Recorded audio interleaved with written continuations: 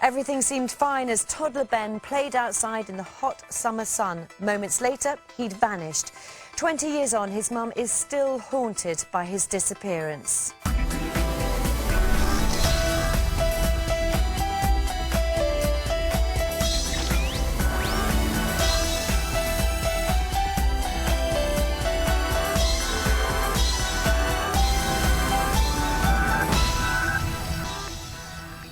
The tabloids were full of it. A blue-eyed, blonde British toddler had gone missing on a Greek holiday island.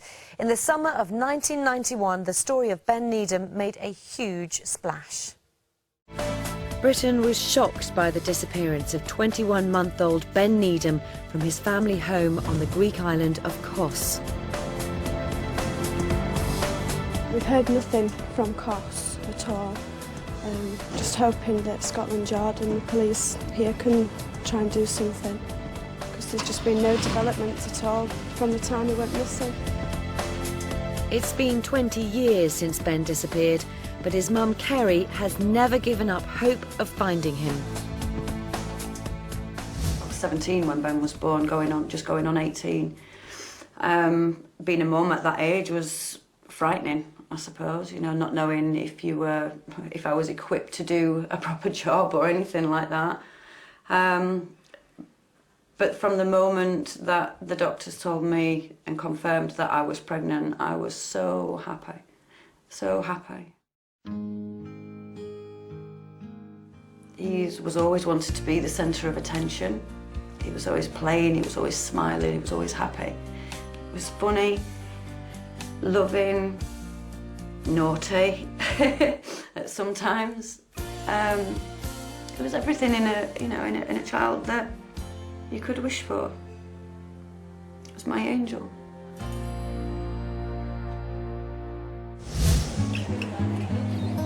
At the time Ben went missing, his family were living on the island of Kos. Kerry often left Ben with her mother Christine while she went to work. My brother and my father were renovating an old farmhouse for a Greek guy. It was a job. My dad's a builder. I dropped Ben off at my mum's that morning. Ben was just playing outside the farmhouse, just being a normal toddler. Around 2:30 that afternoon, my brother left because there was no more work to be done that day. And Ben was still outside the farmhouse door, just playing. Christine took her eye off Ben for just a minute while she went inside the farmhouse. Moments later, she noticed Ben had gone very quiet. She just went outside the doorway and he wasn't there. He'd vanished completely. At first, Christine thought Ben had wandered off down the farm track. She began searching the property. But after 4 hours, it became clear that Ben had disappeared. His grandparents called the police.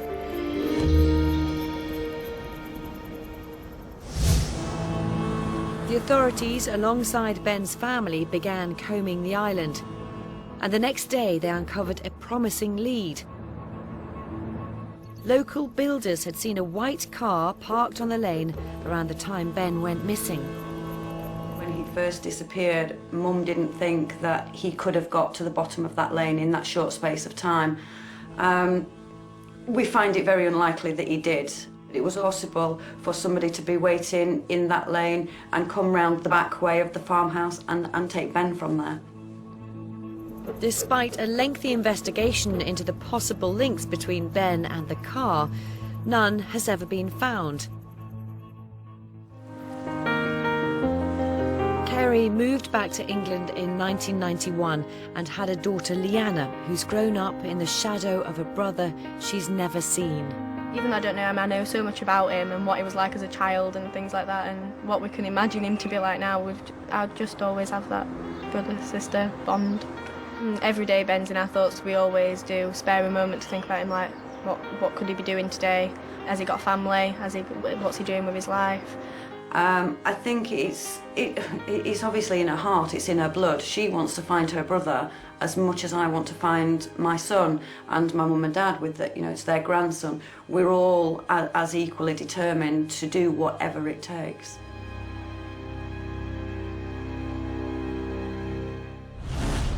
Well, Ben's sister Leanna is unwell, so she and Kerry aren't able to be here with us today. But PC Jane Morley of South Yorkshire Police, who's their family liaison officer, is here with us now. I know you've been working with them for some years. How do you help them? Basically, I've been working with Kerry and Leanna now since 2005. I'm there to support them, really, someone to listen to them, be there if they need someone on the end of the phone for them. And have you noticed changes in Kerry over those years that you've worked with them? I have, yeah. I've seen her grow a lot stronger. I think she's become a lot more positive about the future, and she's more determined in the fight to find Ben. And it's a strange position for Leanna because she was born after Ben had gone missing, but she's still involved very much in it, isn't she? She is. She's been brought up, obviously, with the search for Ben, and she's very focused on helping her mum in looking for Ben. OK, so it's very much part of their family structure, their family life still. It is, of course it is. He's part of the family, and they're looking for him. 20 years on, OK. Yeah. Well, over the years, the mystery has only deepened, but the family's determination has never wavered. 20 years ago, toddler Ben Needham was playing with his grandparents on the Greek island of Kos. They turned their backs for a moment, and he was gone. Ben's disappearance is a complete mystery of how he got so far away from us in just 1 minute, as though someone had just lifted him. But we just don't know. Our family's just ripped apart. We can't stand it anymore. If we don't find him, we're just going to go to pieces. We're just going to fade away. His family were plunged into a major missing persons investigation on a remote Greek island where the police had few resources. Kos police, in the beginning, I think we found quite difficult to deal with. One, I think they weren't equipped to deal with an abduction case, maybe through no fault of their own. You know, they're island police officers, they're not trained, they're not CID, they're not FBI, they're just island police officers that are used to dealing with tourist crime, not a child abduction or murders or anything like that. Mistakes were made in the first few hours. Ferries leaving the island weren't checked, and it took 2 days to alert the airport. The family stayed on the island for 7 weeks, assisting the police with a slow and painstaking search, but there was no sign of Ben. I've just got to keep that hope for Ben's sake, because we love him too much to give up. Won't give up.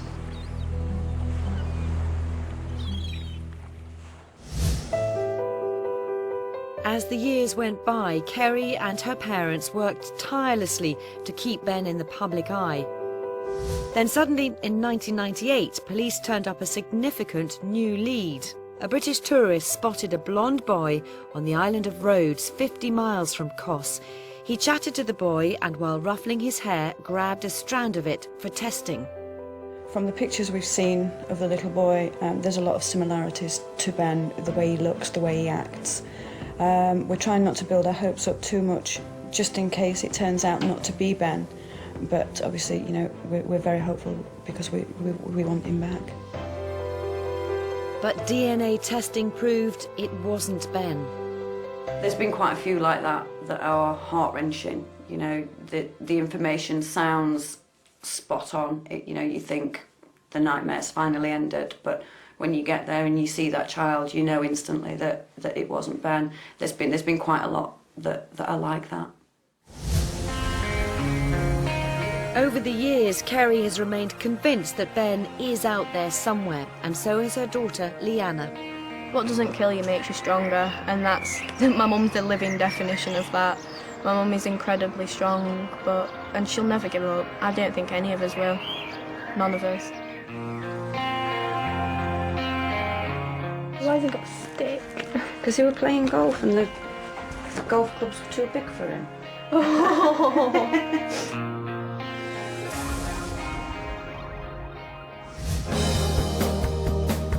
Kerry and Leanna are trying everything they can to reach Ben, even getting an artist to create an image of what he'd look like as an adult. See, when Ben disappeared, the internet didn't exist. Mobile phones didn't even exist. So now, as obviously, you know, the world's moved forward, we can actually bring Ben's case forward into, you know, the 21st century, really. A new website's been made for Ben's campaign. We organised a Balloon for Ben week. Everyone sent their photographs in of releasing a balloon and like wishing that Ben would be safe and well and found. Ben could be anywhere in the world. You know, it's not saying that he's necessarily in Greece. The more people that are aware that Ben is missing, the better chance we have of finding him, because it only takes that one person. There may be a chance that he might think something's not right. Maybe he's looking for us now but doesn't know the way to find us. I think now, the days that with all the technology and Facebook and things like that, I think it's getting to the point where eventually he will find us rather than us finding him.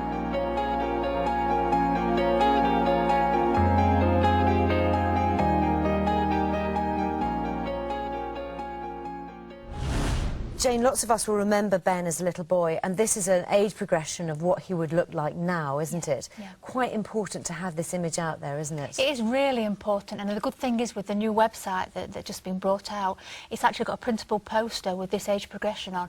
I think it's 18 languages it's available in, so actually this poster can be printed out throughout the world. OK, and also he was only a tiny toddler when he went missing, so he, as a 21-year-old, may not even know this whole story. He won't, but again, with the posters, hopefully someone may recognise him or he may recognise himself. And his sister makes that point that maybe he will be the key, he will be one who comes back to them, as it were. Yeah, that's always their hope, that he will recognise himself and come back. OK, well, thank you very much, Jane.